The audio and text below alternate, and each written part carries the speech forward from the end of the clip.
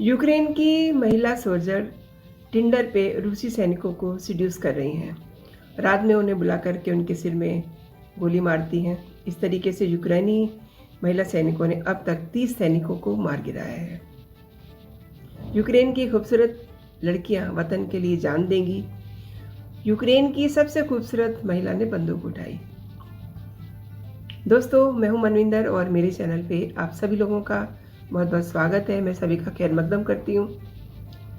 और आज मैं उन महिलाओं की बात करती हूँ, उन महिला सैनिकों की बात करती हूँ जो इस समय यूक्रेन की लड़ाई लड़ रही हैं, लेकिन उन पे इतने गंदे कमेंट किए जा रहे हैं जिनका मैंने अभी जिक्र किया।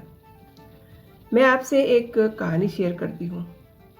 चीन में एक वंश हुआ था, शेंग वंश। उनका राजा जो था वुडिंग, उस वक्त अपने अगल बगल के राज्यों से उसकी लड़ाई चल रही थी। लेकिन उस वक्त बड़े बड़े राजा क्या करते थे, अपने आसपास के राज्यों की लड़कियों से शादी कर लेते ताकि उनकी दोस्ती बनी रहे और ज़रूरत आने पे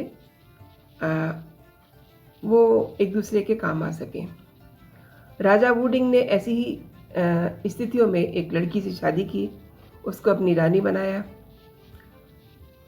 उस वक्त उस लड़की की उम्र 18 वर्ष भी नहीं थी और ये शादी जिस समय होती है उस समय वुडिंग की सेना अपने राज्य की उत्तरी सीमा पर लड़ाई लड़ रही थी। और नई नई रानी फू हाओ ने अपने पति से कहा कि मैं युद्ध में जाऊंगी। राजा ने उसे कहा कि तुम युद्ध में जाके क्या करोगी, घर में रहो। लेकिन रानी ने जवाब दिया, इतने दिन से तुम्हारे इतने सैनिक लड़ रहे हैं, वो क्या कर पाए हैं? जो वो नहीं कर सके वो शायद मैं कर दूं। अब बेमन होकर के राजा ने रानी को सेनापति बना करके भेज दिया। जब वो हाथ में कुल्हाड़ी लेकर के चीखती हुई दुश्मन पर चढ़ाई करती है, सेना जोश से भर जाती है। दुश्मन जल्द ही हार गया, उसने घुटने टेक दिए और इसके बाद फू ने अपने पति के लिए कई युद्ध जीते। 13,000 सैनिकों का अकेले नेतृत्व करने वाली फू हाओ कई बच्चों की माँ बनी।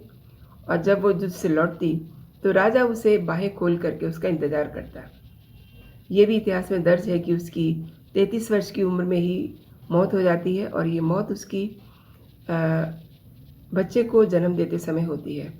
लेकिन कुछ लोग ये भी कहते हैं कि असल में ये उसकी मौत जो उसको युद्ध के दौरान घाव मिले थे उसके कारण हुई।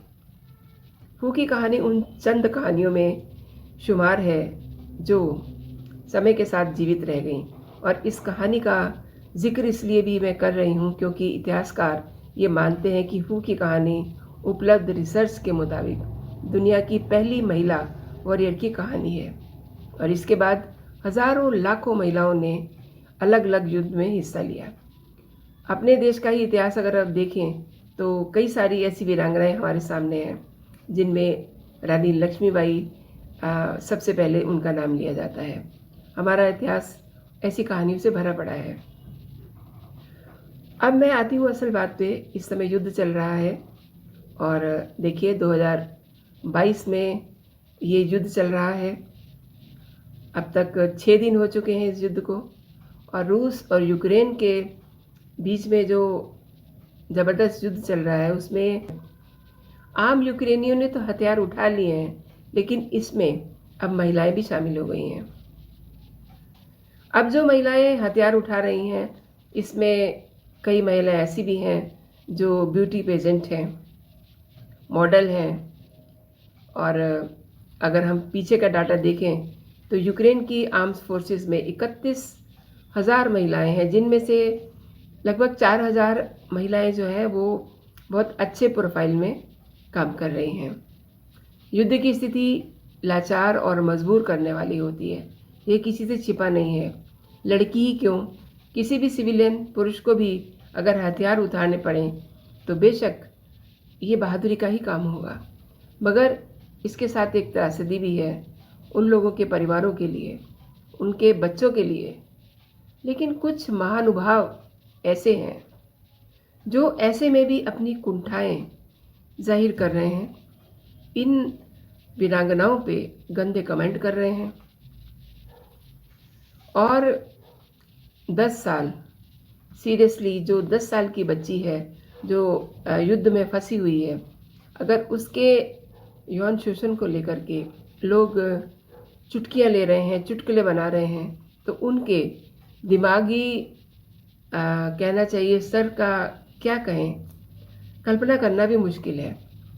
इंटरनेट पे एक चुटकुला मैंने पढ़ा कि घर से बाहर निकलने की आज़ादी मांगने वाली फेमिनिस्ट उस समय किचन में घुस जाती है जिस वक्त युद्ध में लड़ने के लिए बुलावा आता है। कितना हास्यास्पद है ये, क्योंकि यूक्रेन से इसके उलट सैकड़ों तस्वीरें आ रही हैं। और इतना ही नहीं, पूरा दुनिया का इतिहास वीरांगनाओं के किस्सों से भरा हुआ है, जो उस वक्त भी घर से निकल के सड़कों पे आ गई थी जब उनसे कहा कि तुम घर में बैठो, जैसा कि मैंने अभी हू का जिक्र किया था। अच्छा, बंदूकें उठाना एक पहलू है। पहले और दूसरे विश्व युद्ध में महिलाओं ने नर्स, ड्राइवर, युद्ध से जुड़े दफ्तरों में अलग अलग भूमिकाएं निभा करके अपना योगदान दिया और युद्ध के विनाश को कम करने में एक अपनी तस्वीर बनाई। यकीन मानिए, शिकायतें करना, रोते रहना किसी भी लड़की को अच्छा नहीं लगता, लेकिन कोई ऐसा दिन नहीं जाता जब लड़कियों के साथ कोई भी बुरा सा मूड खराब कर देने वाला काम ना हो।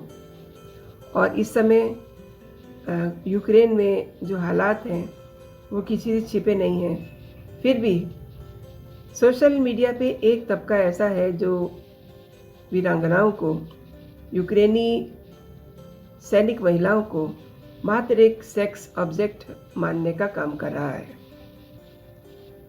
ऐसे में आम दिनों में महिला अपनी सुरक्षा की बात कैसे रख सकती है? ये जो कंटेंट है, क्या कहते हैं आप इस पे? और ऐसे लोगों पे भी जो सोशल मीडिया में अपनी भड़ास निकाल रहे हैं, गंदे कमेंट करके इन महिलाओं के लिए। आए दिन सोशल मीडिया पे ऐसी महिलाओं की तस्वीरें देखी जा सकती हैं जो किसी ज़माने में खूबसूरती के इनाम जीतती हैं, लेकिन आज वो समय की मांग को समझते हुए हथियार उठाए हुए हैं। तो क्या ज़रूरी है कि उनको एक सेक्स ऑब्जेक्ट समझा जाए, उन पे गंदे कमेंट किए जाएं? आप मुझे अपनी राय ज़रूर दीजिएगा। फिर मिलती हूँ किसी और कहानी के साथ। तब तक आप अपना और अपनों का ख्याल रखिए। जय हिंद, जय भारत।